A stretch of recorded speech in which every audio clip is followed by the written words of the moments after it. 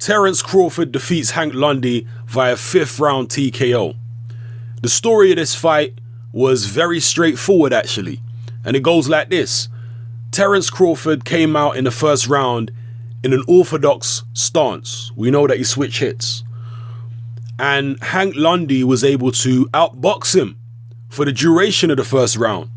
He was catching him with fast, unorthodox punches from strange angles.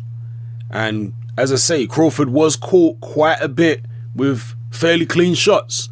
They weren't especially powerful. There was nothing that seemed to hurt Terence Crawford, but he was getting caught and he was definitely outboxed in the first round. He went back to his corner at the end of the first and decided, you know what? I need to come out southpaw.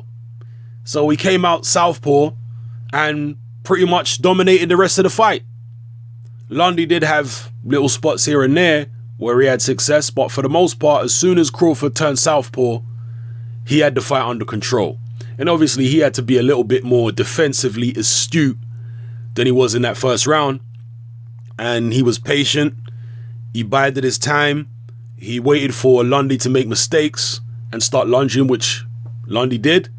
And then he was able to catch him and capitalize. So there's really not much more to say about the fight than that. And in the 5th round, when the fight eventually ended, Terence Crawford was able to stun Lundy with a few shots. Lundy backed up to the ropes. A big straight left hand put Lundy down fairly heavily.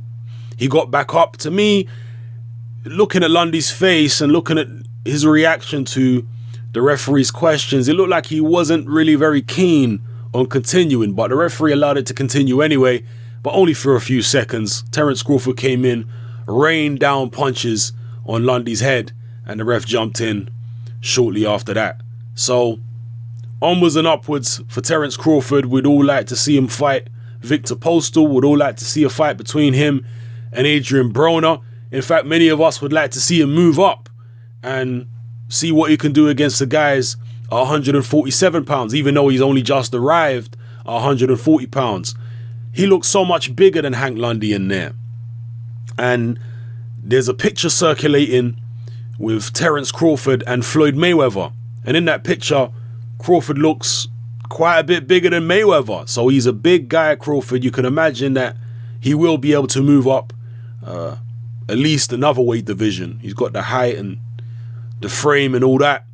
But once again, I have to reiterate I wouldn't say it's a concern, but my question about Terence Crawford's punch resistance. I'm not saying that he's got poor punch resistance, but I just want to see his chin tested. Now, yes, he did get hit with a few shots in this fight, but not by someone who's a particularly devastating puncher.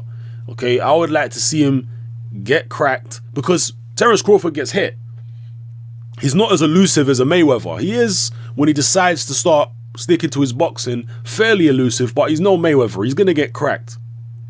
So what's going to happen when he gets in there with a real puncher and they crack him on the chin? Because that will happen eventually. As I say, he's not that elusive. And that's my only concern. But in terms of his skills, Terence Crawford is one of the most skillful fighters in boxing today. The way he can switch from southpaw to orthodox and back again seamlessly is very, very impressive. So anyway, folks, let me know who you would like to see Terence Crawford fight next.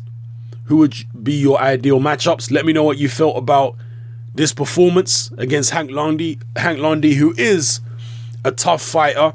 And I think Lundy's one of those kind of guys whose record doesn't really reflect how good he actually is. He's had quite a few debatable decisions go against him, Hank Lundy. He's a decent fighter. Obviously not top tier, but he's decent and he normally gives top level guys all they can handle. So Crawford was able to dispatch him in good fashion, I felt. Yeah, that's my thoughts on this fight, people. So let me know how you feel in the comment section below. It's your boy Hatman, I'm out.